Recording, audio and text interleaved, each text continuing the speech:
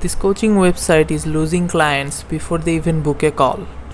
In this live UX audit, I will show you exactly where their layout fails and how to fix it.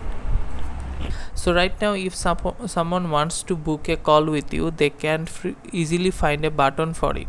They would have to search around a simple button that says book a call placed at the top here would fix that. People click it the moment they are interested.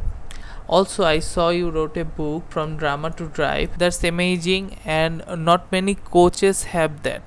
Right now is just mentioned in this passage, so we could show it properly with a cover and a short line about it so people notice it right away. For your services, right now people just see your photo and the name of the services.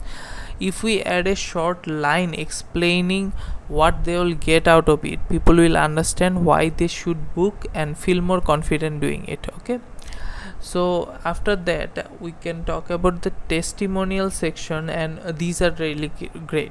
Original heartwarming testimonials are really great, but they're just text right now. Adding a name and a photo to each one makes people trust them very much.